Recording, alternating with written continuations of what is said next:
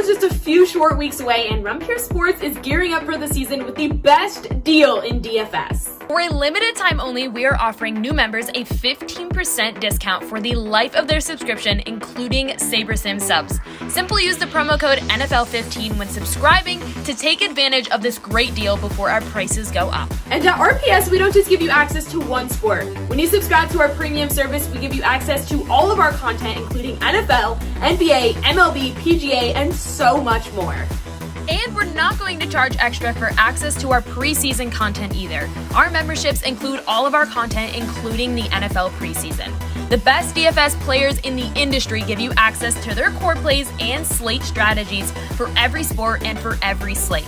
Simplify your lineup building process by plugging in picks directly from the top players in the world. Watch our premium live streams to gain a huge edge on the competition. Our guys are live up to lock for the biggest slates, walking you through their last-minute decisions, analyzing breaking news and injury alerts for the major sports. Again, for a limited time only, you can access our industry-leading DFS content for 15% off our already low price. SaberSim packages are included, so sign up today using the promo code NFL15 for 15% off your subscription for life and start building winning lineups today.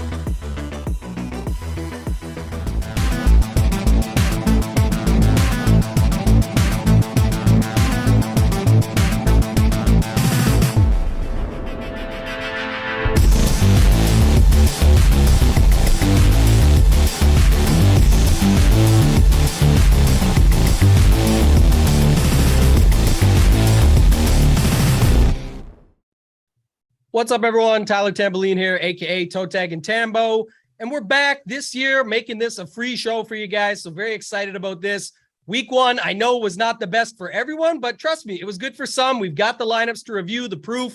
We'll get to those. Got my guys JSU and KFALIK here with me.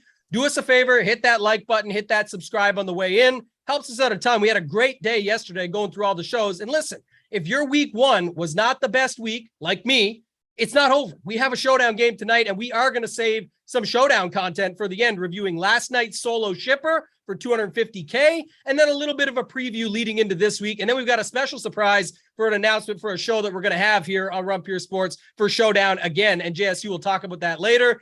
JSU, I'll start with you, man. How's it going? How was your week one? And I'll keep saying this. How was your week one so far? Because I still have faith that I'm going to get it all back tonight. How you doing, man?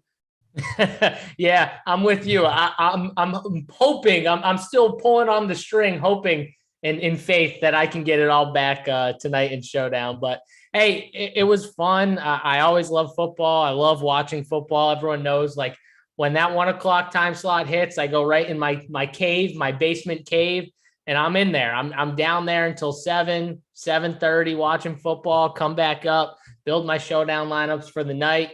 Then I'm back down till that game ends. So I love it. I watch it from start to finish.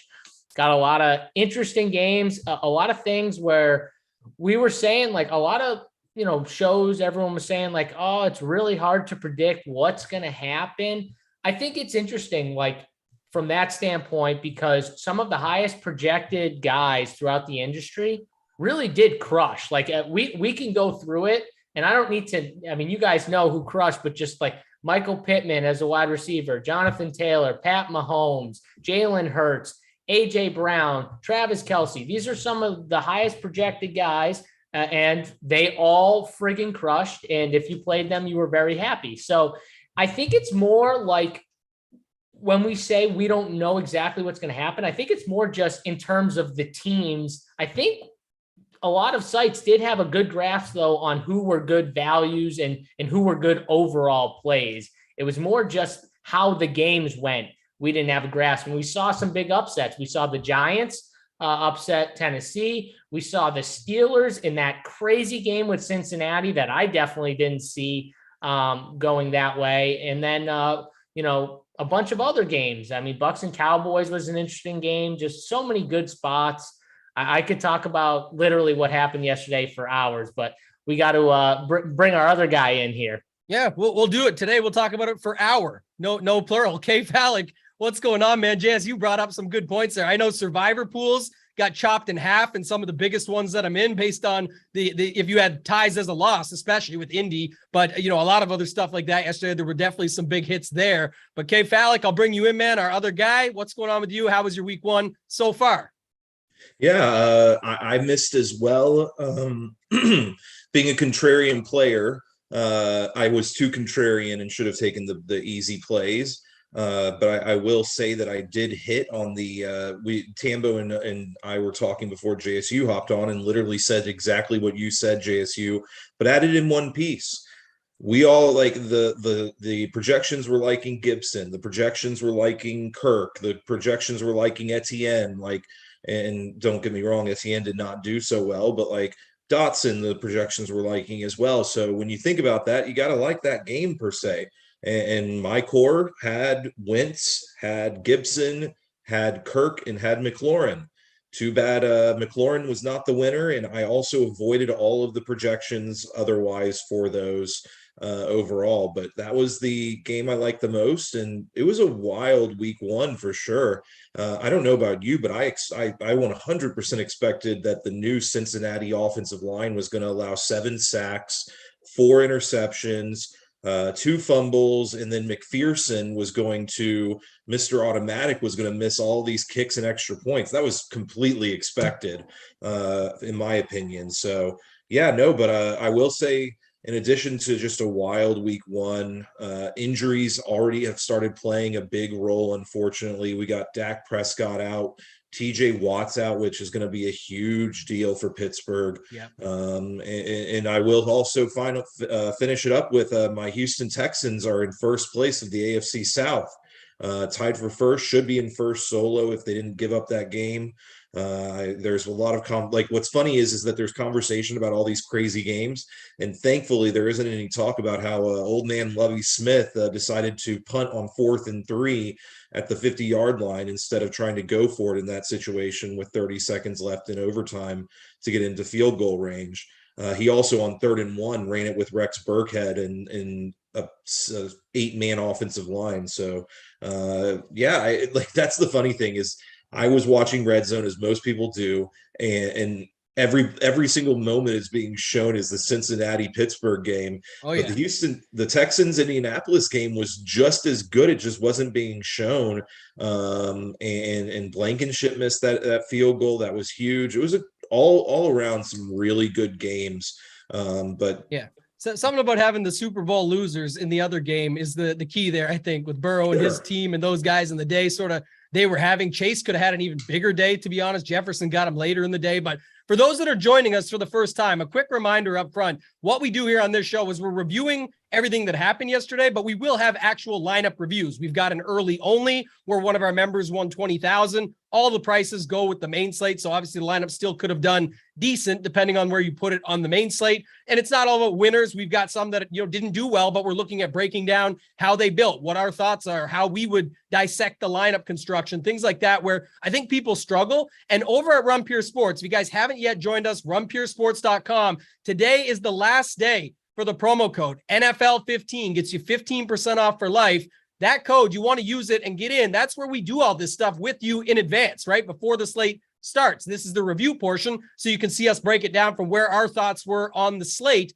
And I'll go back into it. We'll talk more on that later. And JSU, I'll come to you here in a second. But the knowns versus unknowns, I think that was the biggest thing. What I'm most disappointed in myself, I did not have a good week one so far because I went against what I said. You can play every year. I think it's 3 years in a row now. The pricing comes out a month in advance. You get the numbers, you get the values. You still don't know what someone's going to do. You don't know that Barkley is going to go out and have that day or that Jefferson is going to go out and have that day. But what I'm trying to say is, that those are a lot safer spots at those Pittman, underpriced, all that. And it's against what I said yesterday because I went contrarian. I'm not talking to the other side. I said in week one, what you should try and do is play some of the ones that play the ones you feel good about, and just, you don't have to get too much leverage. And FALIK, you brought up the best example there. If you went into projections on any site, pretty much, it was wanting to put in guys like Barkley, Pittman, Hurts, CMC, all of that. And if you look at some of the winners, we won't have all of them here to take them down, but some of the biggest tournaments were won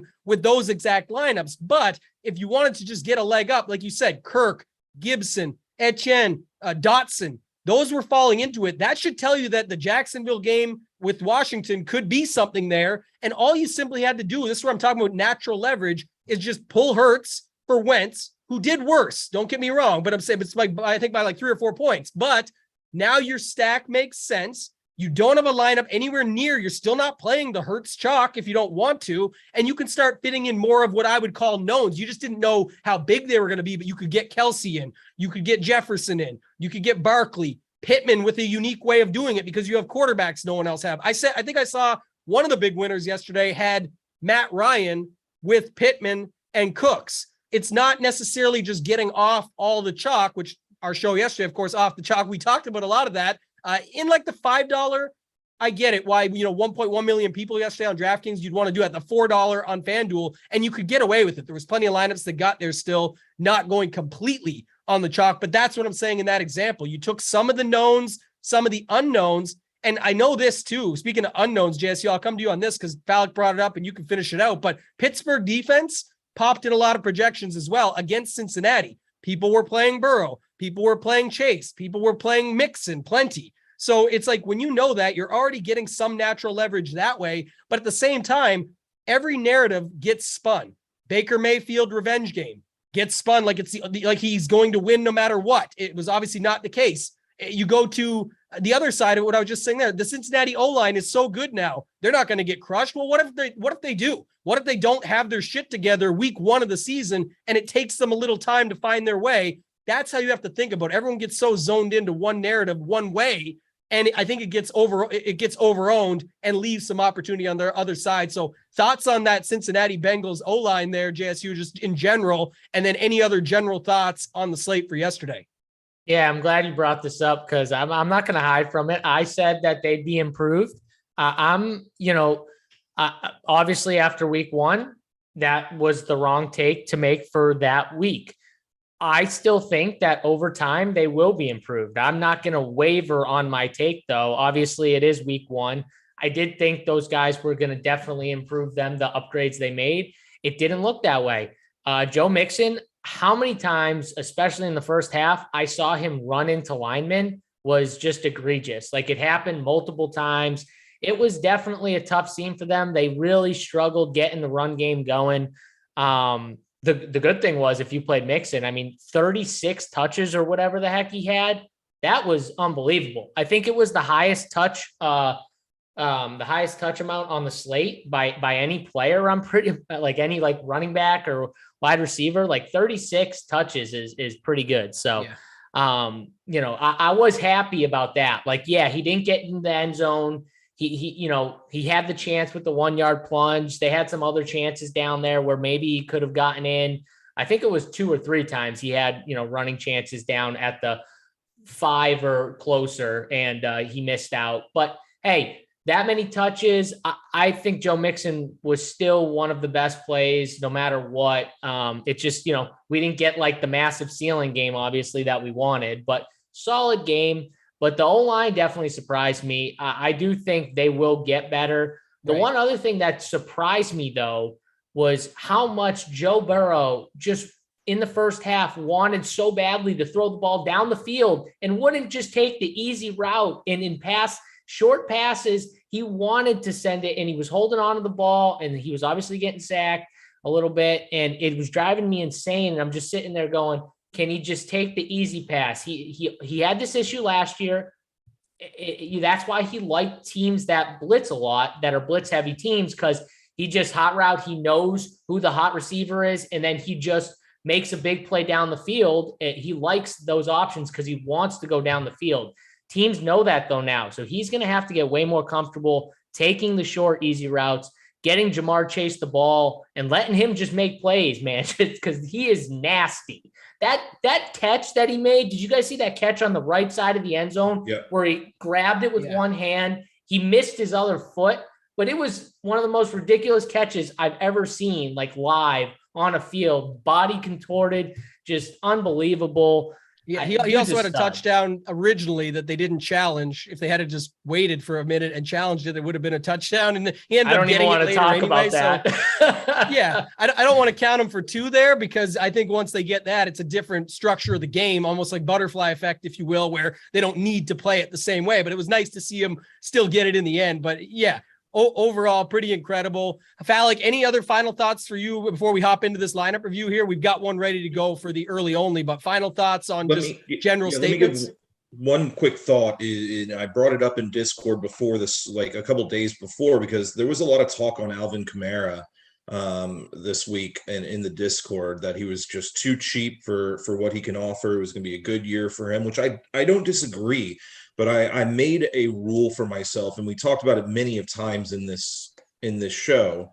I'm not playing Alvin Kamara at all this year. I will lose if Alvin Kamara wins, and I'm going to accept that, because here is like my thought process with teams like New Orleans is the way that a running back is able to really break a slate is either they're down so badly that they're needing to get all the catches, which is the route that I think is most successful with, or it is that they get touchdowns galore.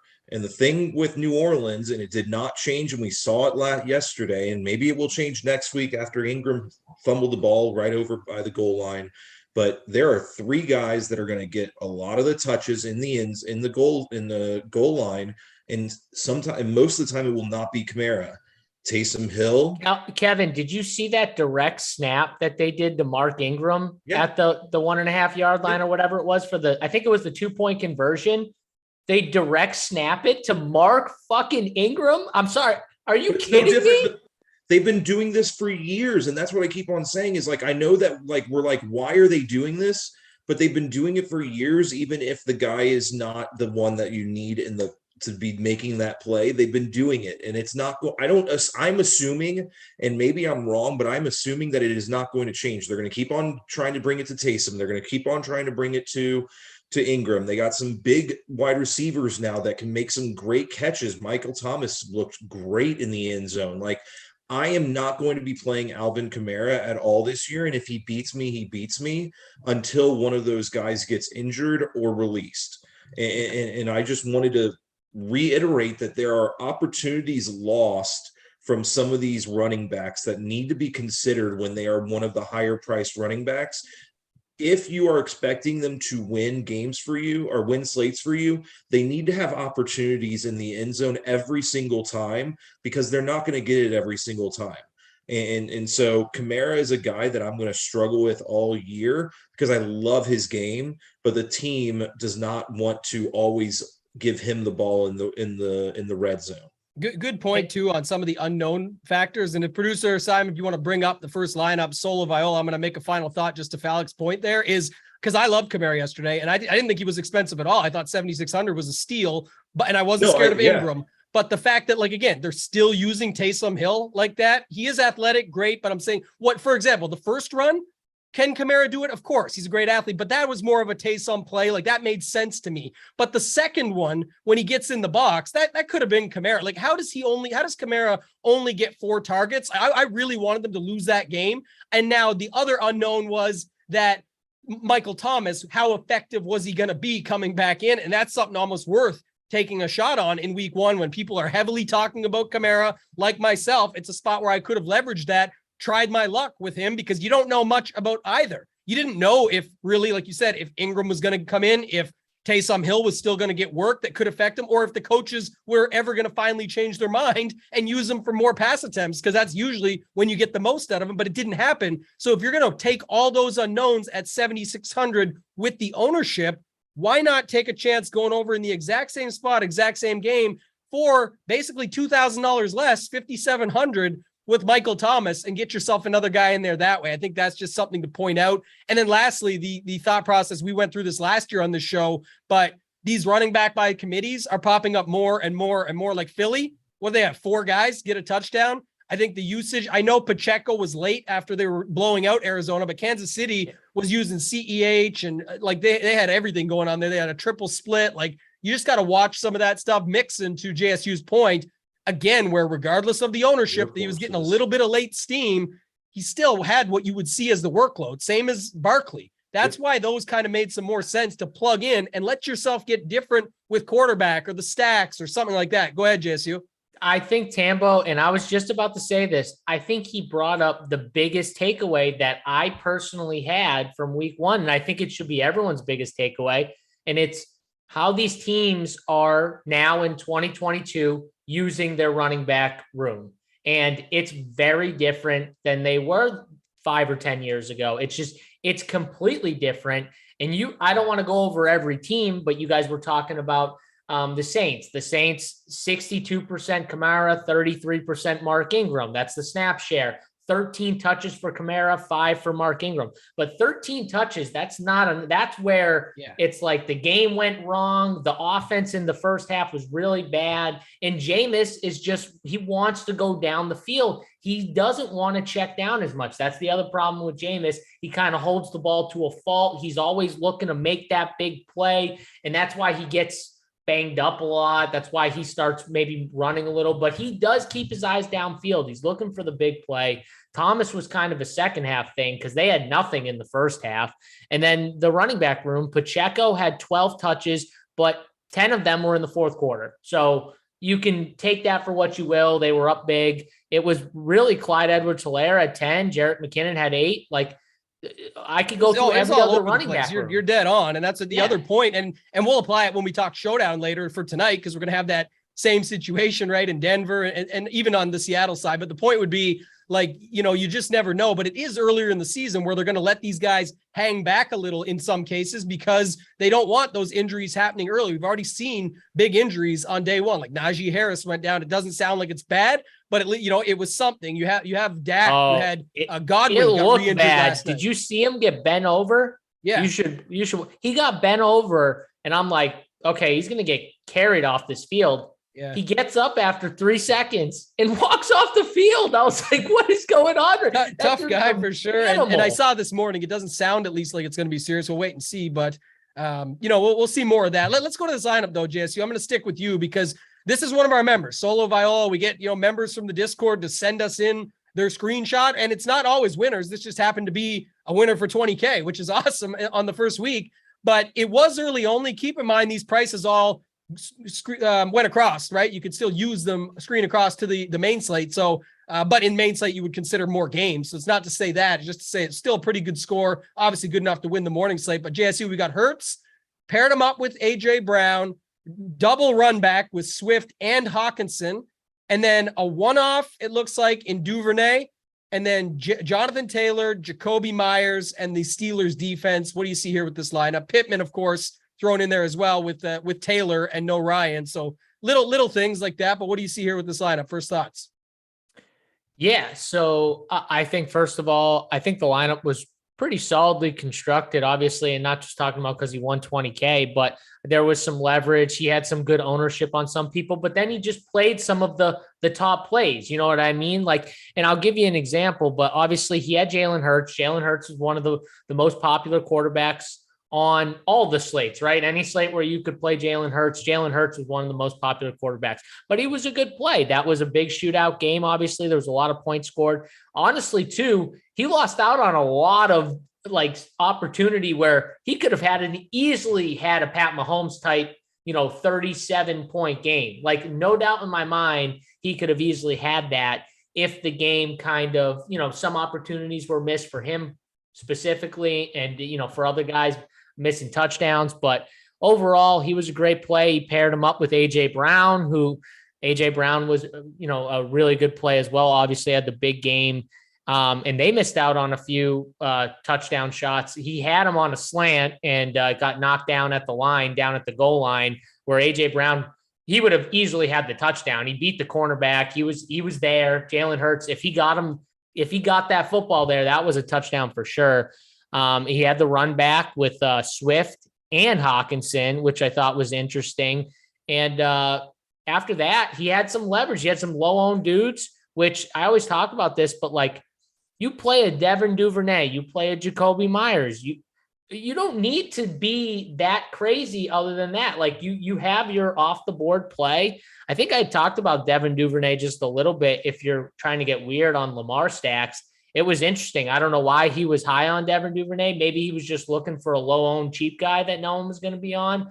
Thought maybe he'd get some run as the number 2 in Baltimore. So, I mean, that was a great pull. Obviously, had the 2 touchdowns. And then he had the Steelers defense, who was the best defense overall on the entire slate, the entire main slate, and absolutely crushed. And poor defense, though. They lose TJ Watt at the end of that game. So that's going to definitely hurt them going forward. He said it right away. He said, I tore it. It sounds like that's what it is, a torn pec. So yeah. So otherwise, though, I like this lineup, though. I really do think it was solidly constructed. You could say, oh, there was I think a secondary stack. I guess you could say there was no Houston guy, but where he was, went his secondary stack was where kind of like he was picking. There was no secondary really option. I think maybe he could have played Nico Collins, but I think it's perfectly constructed. He had Pittman and Taylor, which in my mind is like kind of a secondary type. That's what I was just going to say. Yeah, you said it. That was my thoughts. He's still kind of put one in, but don't really need the quarterback at that point. You're saying Jonathan Taylor does all the work that he did on the ground. He got to 30.5, and then Pittman just picks it up because he was too cheap. Falik, did you have any thoughts beyond that? Like what JSU went through quite well there, but what about like the Myers Duvernay one-offs there? Any thoughts on that when you're breaking it down? Yeah, the only thing that I think the Duvernay play was an interesting play. I think that it was somewhat of I don't want to say it was a lucky play because it won, but like it was a play that ended up working out at low ownership, which I love. Don't get me wrong. If they work, they work. If they don't work, you're just like, okay, move on to the next one. That's how I play it personally. But while you have Taylor and Pittman together, I do still think that you should have looked into a run back, and the run back was to go from Myers up to, I think it's to go to Cooks and get Cooks, and then drop down your tight end position and go completely bottom of the barrel personally. In doing that, I think that that would be the way that I would look for an opportunity player at the tight end position to be able to fit in one of them. Like obviously you can look back on it and say, hey, you should have gone with OJ Howard because he got 2 touchdowns on his 2 receptions. But no, that's not what I'm saying. I'm saying that there were some guys that you could have gone to. I personally played Hayden Hurst, for example, who was 3,300. I didn't think that there was going to be anybody stealing his snaps, stealing his potential targets or anything like that at the tight end position for Cincinnati. I know that Burrow enjoyed throwing it to Uzoma.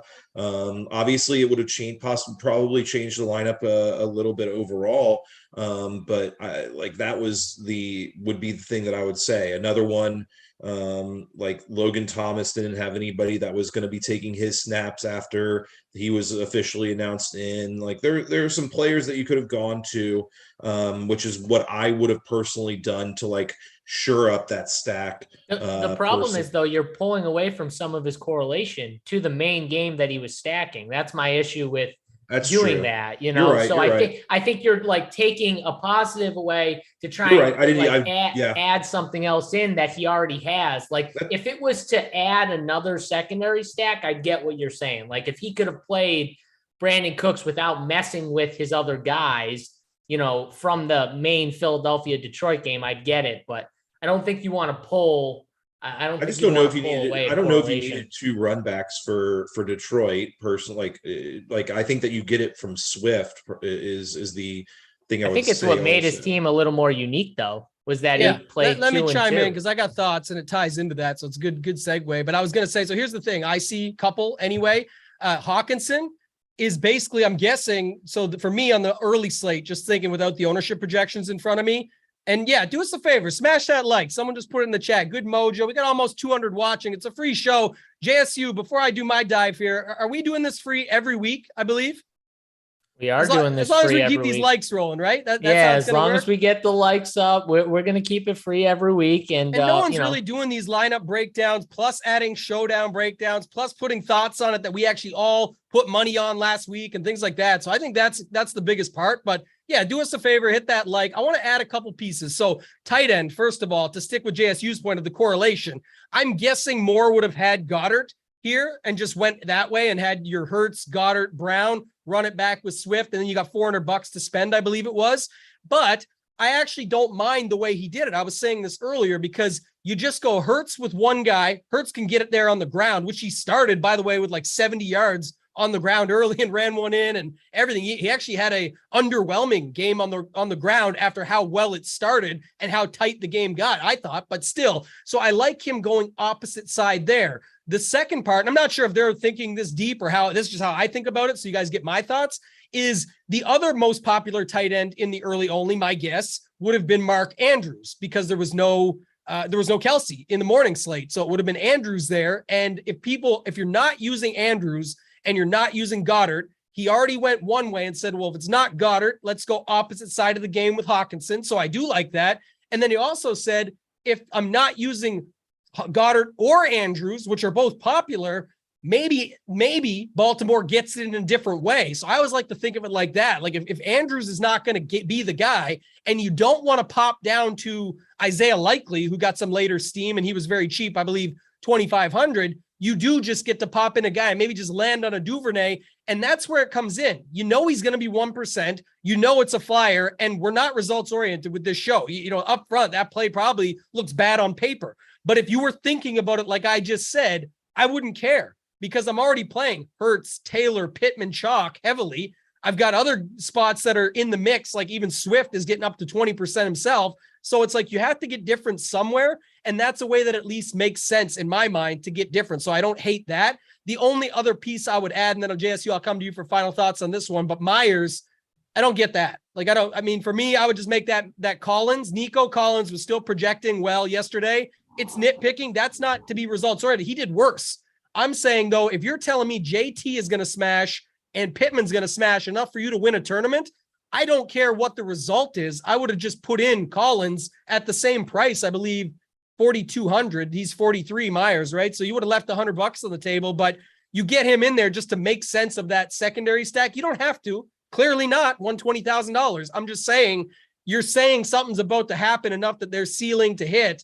Why wouldn't you at least try it the other way? And Davis Mills is capable of getting Collins the ball. I think the problem with that whole situation was why he maybe didn't look at someone from Houston, because I personally think in this lineup, it does make sense, because I think he just trusted Jacoby Myers a little more as a DK target, and he was going to play a ton. And, I don't think he probably trusted Nico Collins, to be honest. We'll never know. Like, example, we won't maybe know what Myers he was thinking, was his literal first click. He might have said, my boy is Myers. Now I know I'm different. I can build in some chalk. Here goes Hurts, Swift, Brown, Hawkinson. Like, okay, now I got my stack. Now I like the indie guys, and just doesn't even look at it that way. And we'll never know, but I'm saying that's the fact. I don't think, like, to Shark Killer G's point, not constructed very well. It's early only. So you might think it's for the full slate. Second of all, we're telling you why it is constructed well enough. Like, it's more than fine. The other thing is,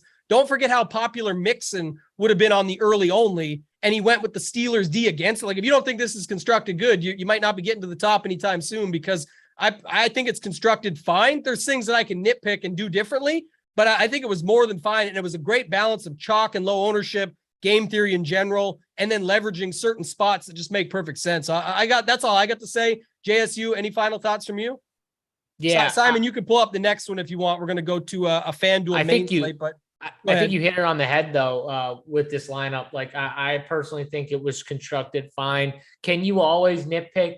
For the most part, we can always kind of nitpick a lot of these lineups that we do. But in my mind, I can kind of understand why someone would see, maybe he views the Patriot situation. Maybe he just viewed Jacoby Myers as the one, like the number one guy that he felt more comfortable with than going with the Houston run back, because I know KFALIK, he likes his condensed target trees. And I personally don't think, besides Brandon Cooks, anyone in that, no one was picking OJ Howard out of a hat to have 2 touchdowns. So the 2v2 is the following, and I'll say at the end. People were liking Brevin Jordan as the tight end for the Texans, going Brevin Jordan and then going up to Amon Ross St. Brown or whatever is the 2v2, in my opinion. If I were building this without seeing any numbers or anything like that, that's the 2v2 that I would have ended up on, is to get the full correlation of a stack. So Yeah, that's the two. I found the 2v2. Each one of them is $1,800 difference between the others. So that's where I would have landed. There's at least validation you could put on it. I think, like you said, we could go through it all day back and forth, but the point would be that the construction is fine. It does have it has a lot of stuff that makes sense. Could you have had different one-offs or 2v2'd it in a few places? Sure. But there's a reason it had a chance to get to the top, and it did. It takes a little luck in these tournaments to get your Duvernay 2-touchdown play. But like I said, it kind of makes sense. JSU? Tambo, just while we're on Houston, I brought it up yesterday on the Up to Lock show. I didn't like Dameon Pierce. I told people, I said, are we forgetting about Rex Burkhead? Are we forgetting? Well, let me just remind you, 71% snap share for Rex freaking Burkhead to 29 for Pierce. That's 22 touches, carries plus targets, however you want to do it. 22 for Rex Burkhead, 12 for Dameon Pierce. Just throwing that out there. No one was projecting this, and this is what I mean about Houston. No one projected OJ Howard to get as much love in the red zone as he did. No one projected those running backs to have that type of percentage in target share that they did. Nobody, not one person, not even me. I'm not saying I did either. I'm saying nobody. So this is my point, is some of this stuff we're just learning for the first time, and we're going to collect this data, and it's going to be hopefully a little easier to predict going forward. But some of these situations will change. There's no way Dameon Pierce, as the season goes on, is going to get outran and outsnapped like that by Rex Burkhead all year. So this is what people have to understand about these numbers, is they're not set in stone. It's week one. Things will change. Stuff's going to change. But at the same time, this is why maybe some people didn't like Houston. I'm just throwing it out there. Yeah, and it's not a you should have played Burkhead thing. It's that's why you should have been like leery on playing Pierce. It was like I was literally on playing Mike Davis. I had questions in the Discord. Well, are we going to play Mike Davis because J.K. Dobbins is out? I wasn't trusting that, and I'm glad I didn't even add him to the player pool at all. I wasn't trusting that Kenyon Drake or Justice Hill wasn't going to and they were going to use 3 running backs. And then on top of it, they have a Lamar, and that's like a 4th running back. So I didn't trust that situation. I'm glad I didn't really get on it. And I told the people that DM me asking questions about him, I wasn't really on the play. And that's the truth. Like, we just don't know. Some of these things, they're tough, and it's going to be a revolving door with, things happen and then they change, and we're just going to keep seeing it happen. Yeah. And FALIK, I'm going to go to you on this FanDuel lineup. Answer a quick question from the chat first. Zach asked, do you guys think the best tournament strategy is to have your own prediction of how the games are going to play out? I think so, because it's your money. You're putting it down. Again, take in all the information you can. That's important to help formulate what you're doing. But if you have a take on how a game's going to go, that's the whole point of what we're doing with this roster construction breakdown, where we're saying it should tell a story to get to the top. And if you have a game that you really think is going to flow one way, you can get behind that. We've seen plenty of weeks. It didn't get there yesterday, but we've seen there be weeks where it's like a quarterback, a running back, a receiver, and the D, because your prediction was a complete blowout. The quarterback's going to throw a couple bombs early to someone. The running back's going to score once or twice. And then the D is going to pick up and just pound them all day. And you've got a four-person onslaught that you can put in, that we call it like that. Like, if you think you have a take on a game, by all means, get after it and build accordingly, because that's the whole point. And if the game goes the way you think, and that's what Showdown is all about. Like I said, we're going to talk more about that later, but that is definitely what you want to do. FALIK, go to you here. We got a main slate. Our guy Rogue_3 from the Discord came in 299th. Not bad at all. I know it doesn't pay well, but it's the way it works. But 299th, Mahomes. So what do we got here? Mahomes, Kelsey, run it back with nobody. Hardman is on the same side. Hardman too. It's a Hardman, Kelsey, Mahomes. Hardman, Kelsey, Mahomes. So Najee, Travis Etienne, and then Christian Kirk on the same side. McLaurin, the run back, Saquon in Pittsburgh. It's kind of similar to what we just saw in running guys from the same side and so on and so forth. So maybe start with that. Running back, wide receiver, same team. No one else except a run back. In this case, your boy, Scary Terry. What are your thoughts on this lineup? Yeah, no, I think that the challenge is that you had to find a way for this Arizona game to stay close. And Arizona, the reason I said it in Discord as well is I think you had to have one piece of Arizona no matter what yesterday, in my opinion, because of all their wide receiver injuries and stuff like that. So you were getting good prices.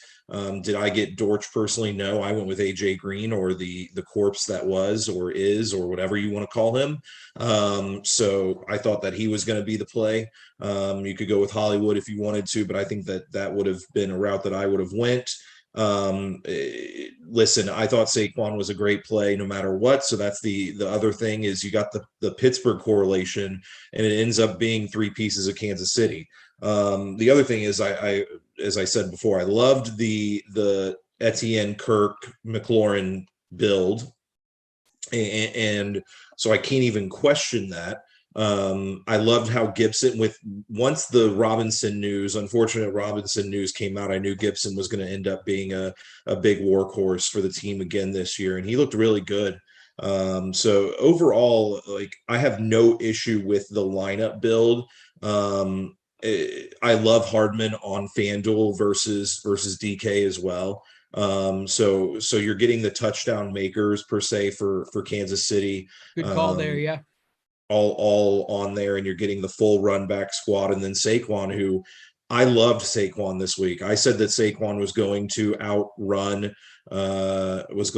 Derrick Henry. I thought Saquon, I think that Tennessee is like, I live in Nashville, for those that don't know, and they're all talking about how Tennessee is being underrespected by everybody. They were the number one seed last year without Derrick Henry. Now they're going to be the number one seed for sure because they have him.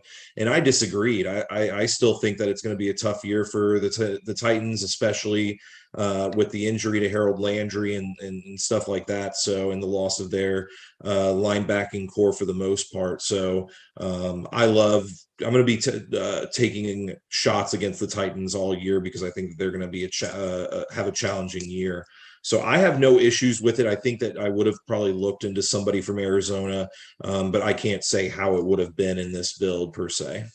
Yeah, and I think a couple of good things you brought up too, like the running back DST correlation has been a thing for years. Never need to force it in, but in this case made a lot of sense because just like the previous, I know it's results because Pittsburgh got there, but a lot of people were moving in on Mixon late, and for good reason. And the point would be, if you're already going to go against it one way, go against it the other. Maybe, like you said, that's what my point was. So the whole one-sided argument yesterday in narrative was this new O-line. They're not going to get sacked like they did when they played Tennessee in the playoffs or anything with Kansas City there. They're going to be all ready to go week one. And that's the whole point. Not everyone's ready to go week one. Shorter preseasons, less chemistry, all that stuff out of the gate. So some continuity issues. And that's what you ended up seeing here with this situation. If you're already going to leverage it with the D or with the running back, however one you chose first, I got no problem going to the other side of that and just putting them both together to say the game script's going to flip. And in this case, Pittsburgh actually won, like we saw, and probably should have won by more. It was surprising the Bengals stayed in it with all those turnovers. But the point being,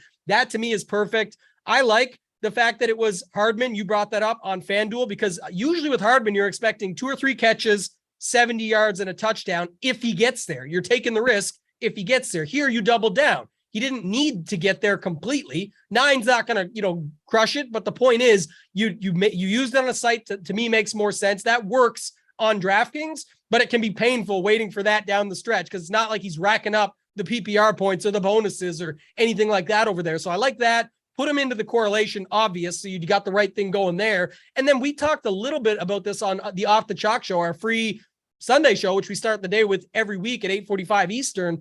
That was that you don't have to, you have to run it back. You have to run it back. You don't always have to. And in this case, if you really thought, to Zach's question earlier, that Kansas City was going to come out and just do damage here, maybe you didn't like an Arizona guy, or you couldn't pick one that you liked or fine. No sense forcing it just because when you, in reality, you look, got Christian Kirk, got Hardman in the stack, got Kirk on the other side of the Jacksonville plays for correlation there. So I really don't see much wrong with it. You were, once you did that, with like the Hardmans, the Terry McLaurins, that sort of thing, Najee Harris, you were able to easily plug in the Kelseys, the Barkleys, the Mahomes. So, and it correlated. So I'm good with the JSU. Any thoughts from you here? Rogue's in the chat, by the way. So shout out to Rogue, said first time here, go easy on me. Your thoughts, JSU? We're going to go easy on you, man. And glad you're here for the first time. If you're a first timer here, make sure you hit the like button, subscribe to the channel. Maybe you're not subscribed. You hit that red box at the bottom right-hand corner, click that subscribe button, because we got a ton of free content on this channel, and we go through it pretty much every day. Daily free content on this channel, multiple videos for free with all sports. MLB, we still got stuff going on. Obviously NFL and more too. MMA, we had free video. So just check it out. Check the channel out if you haven't already. And this lineup though, personally, I don't want to kind of say the same thing as what you guys said, because I kind of completely agree. Especially like what KFALIK said about having, he's got the correlation here with the defense and the running back, which I'm always fine with, especially when you got low ownership on these guys. You're already going to play the defense. You kind of want that kind of correlation, especially when he's going to be low. And we all know Najee, he's a guy who normally is a volume guy. Tambo, I actually disagree with you though on this game. I can't believe that Pittsburgh won this game at the end. I thought Cincinnati, literally, they had it in the breadbasket at the end of the game. I know what you're saying, but just to clarify, what I'm saying is that's the point about how good the Bengals actually are, and why you want, again, some people are taking this the wrong way of already. You could see it in the news and on Twitter and stuff, like how all that O-line, this and that. It's like they literally played like ass. They were horrible. And they still should have won the game. What was that 29-yard field goal for the win? That's usually automatic. Just insane to me. This too, the first half, a lot of their touchdowns, they were set up, right? They turnovers got them in good field position. The second half was completely different. I mean, I watched the whole game. I literally can't remember them having the ball that much. They literally couldn't get any drives going. Pittsburgh, Cincinnati had the ball a lot of that second half. And at the end, obviously, there were so many different things. They make the extra point. It's a different game. They missed a field goal at the end. And I know you could say Pittsburgh had chances too and missed on chances. My point is they shouldn't have even had those chances, like Tambo's saying, and they did somehow. And that's where Cincinnati's going to get better. I think their O-line will improve. And interesting. From this lineup, though, like I said, I think it's a well-constructed lineup. I got really no issues with it at all. He's got the correlation secondary with the Washington game. Travis Etienne, Terry McLaurin, Christian Kirk, who was one of my favorite receivers on the entire slate. He's going to be a DFS darling for us this year. I already have that feeling. He's going to be on all these Sunday slates. He's just going to, I think he got 12 targets yesterday. And he's 50. DK's prices are out. And he's 5,700 this week against Indianapolis. It's a perfect run back spot again to put Christian Kirk in with Jonathan Taylor, with Michael Pittman. I will say though, Trevor Lawrence, I thought he was going to go to him even more than what he did. He was open. Christian Kirk was open on some of those short routes a few different times where I'm just looking at him and I'm just like, he's open, just throw it. And he kept holding it, wanting to make the big play. These young quarterbacks, they're so enamored with just down the field. Dude, just take what the defense gives you. I thought Carson Wentz in the first half, that was something. If Trevor Lawrence watches what Carson Wentz did against them, he would see a quarterback that took what the defense gave him that entire half. Curtis Samuel, who it was the easy completions. He was making the easy completions. That's why they were having success in the first half. And I think Trevor Lawrence could learn something from it. So could Joe Burrow. All these young quarterbacks, they need to watch some of these veterans. Tom Brady's another guy where they will just take what the defense gives you and they will be fine with the outcome. Yeah. And that's funny. Palik brought it up. It's not a first look here, but you see, we just saw with Jonathan Taylor in the previous lineup, he's going up against the Jags, which we just watched Gibson do things against. So you'll get him popular, get T-Law with TEJ, with Kirk. Boom, there's your 4-man stack to get your lineup started for next week. So, but we're still hoping to get right on week 1 here. So let's bring up the Showdown lineup, producer Simon. And while you do that, this is going to be the winner from last night for the $10 main on DraftKings, $250,000, put one lineup in and shipped $250,000. I looked into it. And also, an outright ship, no split. So while he brings that up, just want to say what's up to MYG fan a regular, absolutely crushes. We apologize, man. Just on time frame this week, we're not going to get to your Burrow lineup. I'll let the chat know for you. Put up 194 points. So very solid, but we know you're better than that. You've been with us a long time. We know you got a shipper in you, and it's going to be coming up. And I can promise you, once you get that shipper, we'll put it up for you next time, or we'll put up whatever you want next time, but we won't make it there today, man. But we appreciate you always being here with us and supporting. If you guys want to support us and appreciate what we're doing every week, this show for free, do us a favor, hit that like button, hit that subscribe. We got it up here now. JSU, I'm going to click it back to you here. It's Fournette in the captain, Mike Evans, Schultz, Jones, the Buccaneers D, and Ryan Suckup, the kicker that just absolutely sucked up all the points yesterday. It just looked like it was going to be that way the whole game. Luckily, we got a little bit of action later on in the game, but talk to me a little bit about this lineup. Like I said, T-Jet 22, one bullet, $6,500 left on the table, I believe was the math, but someone could check me on that. Go ahead, JSU.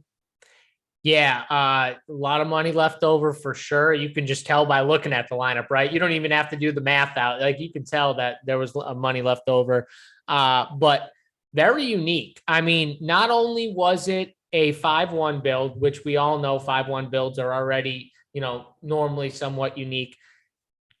Double quarterbacks missing, so he didn't play both quarterbacks. On top of it, I think a lot of people were Tampa was, I think where some people were, but I think a lot of people started to get on the Cowboy side late. I think the Cowboy side was starting to be a little more popular later on in the night as we were getting to that game, and they got the defense, the kicker with the one Cowboys guy. I just think this is we talk about it all the time. When you construct showdown lineups, you should be trying to construct in ways where you can see yourself being the solo person at the top. And this was one of those ways. And I know KFALIK shaking his head, but it's nuts. Tom Brady, it's so impressive that it's not. No, it's so impressive because it is nuts. It's so. I know. He literally projected, or in his mind, because this is what you have to think, right?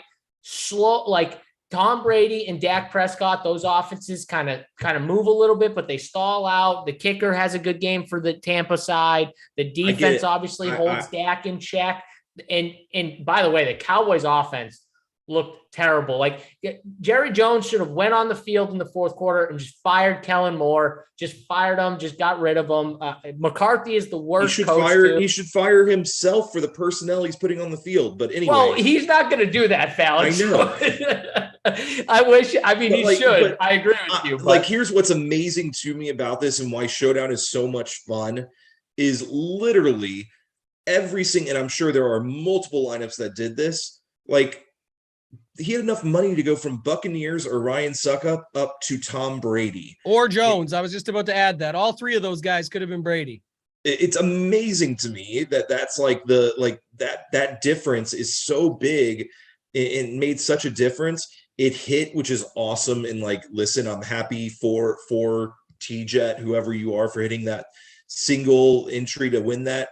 I would have never done that. And I would have, and it's amazing that people come up with those winners like that. I would have put Tom Brady into one of those spots. I would have gotten second or third place and played the 5-1 and gotten second or third place, and probably would have shipped all the single entries like I do and stuff like that if I would have played that route.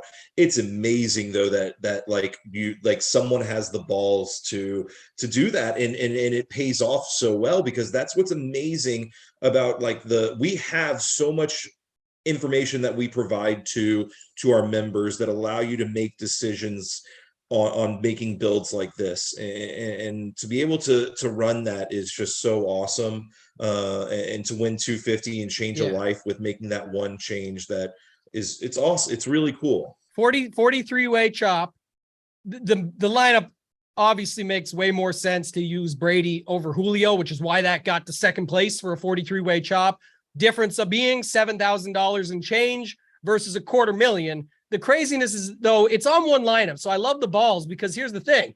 We talk about this all the time on our shows. JSU, I'll let you pump it up here in a minute, because I know we got a big announcement for our Showdown show today, at least maybe officially going forward. I don't know. I'm on the outs on that call, but I know it's going to be great for today, at least, if not longer. But I will say this. We talk about this all the time. JSU, myself, Big T, we do a show for Thursday Night Football. It's a premium print factory that we do and go through it. And all the time we talk about just building the best lineup that makes sense and then just plucking one down. And the reason to me it made sense and why that's the one in second, like it literally, you could have moved Buccaneers. You could have moved Suck Up based on projections.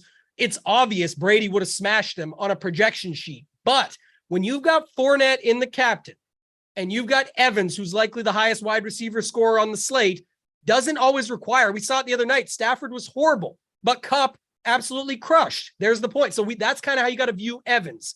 Now, with Fournette in there, and you're not running their quarterback, their running back, you're not doing Dak, no Zeke, no nothing, Buccaneers and Suck Up makes sense to say Fournette runs it, Evans gets his PPR points, there's some defense and there's some kickers, and then just this guy goes on like Schultz, and he's able to sort of get in the mix. What does that leave me? Well, now it leaves you Tom Brady, but you could at the same time say if Brady has a bad game because Fournette steals from him and and the kicker steals from him and the defense steals from him and doesn't necessarily set him up perfectly, I can just play Julio Jones and leave that money on the table. It's that simple. And all you need to do is hope that Brady gets 15 and Julio gets 18, or in this case, 11.38 versus 11.6, I believe was the difference. It was not much. So that's my thoughts on it. I actually think it made perfect sense. It's just a way to do it. And when you only have one lineup, JSU, it makes a lot of sense to just say, screw it. Why chop this baby up? Let's see if I can get the whole takedown. I'm going to do it. Brady doesn't necessarily make sense with a running back at captain. It can work. It's another way to get different, but I'm just going to go for it all and leave him down to Jones. Thoughts on the lineup from you any further, JSU? If not, let's talk about, what we got going on here at Run Pure Sports. Go ahead. Yeah, no, you said it perfectly. I mean, I already gave my thoughts. Ballsy call, and I friggin' love it. And that's how people should build showdown lineups. When you're the most uncomfortable about your build, you built the showdown lineup correct. You should always be comfortable being uncomfortable more than anything when you build showdown lineups. That is so important. So that's great. That guy had the balls to do it, and it's awesome. But we do have a big announcement. It was confirmed just before we went live, and our guy Big T, recent FanDuel champion, our boy Tony Niehaus, Anthony Wayne Niehaus. Shout out to him. Congrats. First full name, but, government name on his ass. You like that, huh? You like that, huh? Threw that in there. So shout out to my boy Anthony Wayne Niehaus. But we got a nice little members show for the people. Whistles Go Woo is going to be joining Big T, and our boy JT Hayes will be hosting that puppy up at 3 p.m. today for the members on Run Pure Sports. And they're going to be talking everything Showdown, breaking the entire Showdown slate down for tonight's Monday Night Football action, Broncos against the Seahawks. So make sure you guys tune in and sign up using the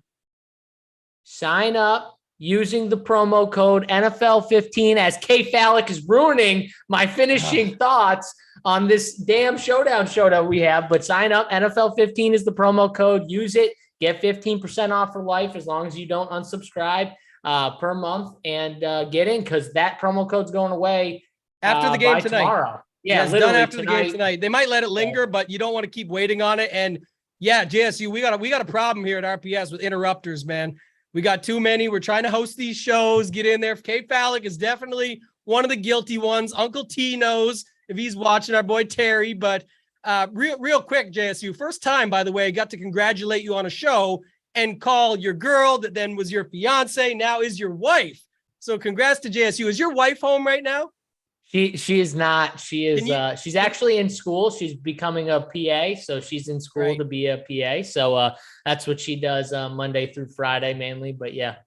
Shout out to her. Can you give us a woo for the show? That's your specialty for whistles. Come on, one time. A little woo woo for whistles, my boy. That's my guy right there. He's the best, man. And last time he was on a showdown show at RPS was during the King of the Beach last year that I was at, and I remember he built the winning lineup on basically didn't give it all, like gave the 5 pieces that it was pretty obvious who the 6th was. And it ended up shoving and shipping the whole slate. So you're going to want to tune into that show later on, guys. Give us a like for Whistles Go Woo. Get this thing pumped up so that this moves on. More can find out about it. Helps us out an absolute ton. JSU, back to you real quick, because, and then you can fly it over to Falik, but real quick, thoughts on tonight's game. The chat's talking about it. The one piece I want to at least run by you because it's been talked about in certain articles, seeing it on Twitter already. Now I'm hearing it in our chat. It's never as popular as you think, so I'm fine with it. But it does look like the Denver 5-1, meaning 5 guys from Denver, including the captain, running it back with 1. We just saw it work literally last night that we just reviewed. Do you think the 5-1 is going to be more popular than normal? Do you think it's valid? And then sort of what are your first thoughts on how you see this game shaking out here? We got obviously Russell Wilson versus his old team. So one, it's definitely valid, but it is going to be more popular. So you going in and building showdown lineups, normally 5-1s, you can say to yourself, okay, no, on most slates, that's not going to be very unique. This slate is not going to be that way. I think 5-1s are going to be a little more of a common thing for people to build. Even some main teams, I could see people even in the single entry stuff and the 3 entry maxes. I can see people, put in the big dollar contest playing some 5-1 builds.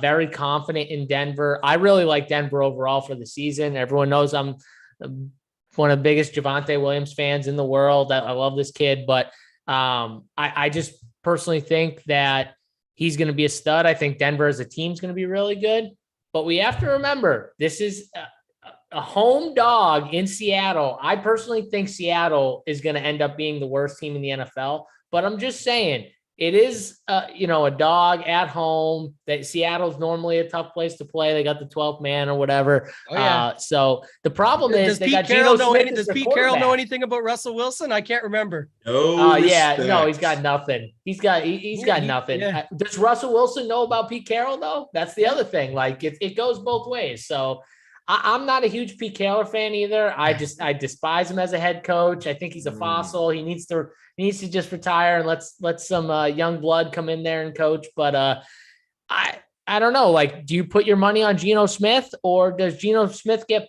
hooked at halftime for friggin' Drew Lock because he's playing that bad? I'm just saying, like quarterback, backup quarterback slate. I mean to say, yeah. Where's the Siege? Siege is shipping tonight with Drew Lock. I'll tell you that. No way Siege doesn't play Drew Lock. No respect for the Seahawks. No respect. They still have talented pieces. Kevin, tell us about. I'll say this: if you play a Seahawk in the captain, that's going to be supremely, not as popular. Like that's going to be unique. Even some of the good Seahawk players. So first of all, I apologize to everyone for jumping in on JSU. I just heard him say members only. So I wanted to make sure that I was hearing that correctly, that it was a premium show with whistles, with Big T, and with JT Hayes. Is that that was what I was trying to confirm, is you said premium only show. And that got me really excited because, man, if you're not a member, you are missing out on 3 of the greatest minds. Now I'm being told it's free today. So that was what I was trying to confirm. So, okay. So it's free today, but it will be premium going forward. Okay. So yeah. Get in. Give him a little taste. Now. Give him a little taste. Yeah. Yeah. Why don't you, y'all enjoy your free show at 2:00. Listen to these guys 3:00. They are amazing thought people. JT is a very underrated thought person as well. He probably will try to host more than he'll try to give any thoughts today, which will be a shame. But guys, this is going to be the show that is going to be worth more than anything else that is offered. Is if you're getting 2 amazing minds of lineup construction, of projections and stuff like that with whistles and with Big T. But anyways, I think that there's a lot of respect not being shown to Seattle today. I'm going to be looking deep into these defenses because I honestly don't know a ton about them, about what pieces they have and what pieces they've built around this upcoming year on the defensive side. But I think that's going to be an important piece of the story is Denver has a lot of offense, so it allows you to kind of dig down and find those offensive pieces for Seattle. I think there are 4, maybe 5 guys that Seattle is going to be trusting this year, and DK, Tyler Lockett, and Penny and Noah Fant. It's going to be a very tight, condensed group of players on the Seattle side this entire year, and I think that could be a good thing. I'm not really worried about a Kenneth Walker yet at this point. I don't think he's already even listed as questionable on the reports right now. I'm not sure that they're going to just throw him in. So moves to Travis Homer, I guess, as your next up running back. So I think Penny's in play. They're not going to. I don't think Disley's going to get in over Noah Fant. Like they gave a lot up. Like they paid a lot to get Noah Fant at this point. So where did he come from? Huh? What team did he come from? Oh, I know. Oh, I'm aware. Yeah, I'm aware. There's another spot, another revenge game tonight. Noah Fant. Yeah, I just think that there's going to be a lot of people sleeping on the fact that like they still have good pieces and they trusted Geno Smith enough to give him the keys to the car, and like hopefully he'll show up. And I think that that's an interesting route to play, is that Seattle I don't think is that bad of a team personally. Yeah, I mean, JS, you mentioned it. Sometimes, like I said, it just gets leaned too far. The nicest thing about Showdown is you get to build the lineups accordingly. To Zach's point earlier, we can build our lineups for what we think is going to happen. And if you're building a bunch of lineups, there's no problem getting 5 this way, 5 that way, and 10 one way. I like to, go bigger with my lineup. So it might be 50 or 75 one way, and then 50 another way, and leave a little bit for something else. But the point would be, you can definitely build in Showdown around game scripts. And with, like you said, the 12th man, Pete Carroll, it's very unlikely. Like, I see Broncos smashing them on paper, but what did you think about yesterday? We talked about it. Tennessee losing to the Giants, San Francisco losing to the Bears, Houston taking Indy to overtime and having a chance to win that. Like, just so many games. Cincy versus Pittsburgh. Everyone had Cincy. Like, just so many things in week 1 where it can get a little bit different that I think it's worth digging into. Obviously, watch that show later on. It will have a ton. And if, like I said, if you aren't signed up, all the we do at the site is, I keep saying it, but we simplify the slate, expedite the process. If you only had a half an hour or 20 minutes, you can go onto our site and get the core plays from JSU. Freebie. I'll give you his captain tonight. Javonte Williams. There. Done. I've already given away. No. You preloaded in Denver games, by the way. We should know this. It might not be true, though. I'm teasing you guys. But it is his boy. Go ahead. I will say, though, one thing, Tambo, because you brought up Javonte Williams. I friggin' love him for the year. I think he's going to be the 60. Yeah. I think he's going to be the 60-40 split back. For this game, though, I think if everyone's building blowout scripts, right, or building Denver heavy teams, I honestly think Javonte might be a bad play in the captain, because I think we might lose the massive upside, because I think what will happen is the Isaiah Pacheco of the Chiefs, where in the fourth quarter, who comes in and just dominates the backfield? Mike freaking Boone, who no one will play, I don't think. So if you want my sneaky guy, I think Mike Boone, if you're building Denver heavy lineups, I think Mike Boone is really sneaky. You should play him, because I don't know if all the Melvin Gordon or Javonte ceilings hit, and maybe the winner has 3 running backs. Honestly, I think 3 running back Denver builds are going to be very unique. I think people are going to play it like, oh, I can't play Javonte and Melvin together.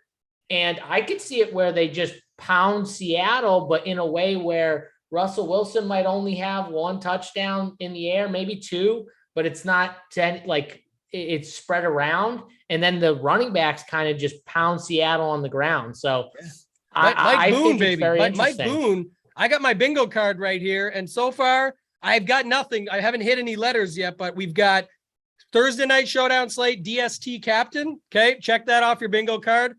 We got the main slate, all the chalk hits. Okay, put that on. I didn't have that one either. The third one was last night. A kicker just absolutely dominates and is needed in your lineup.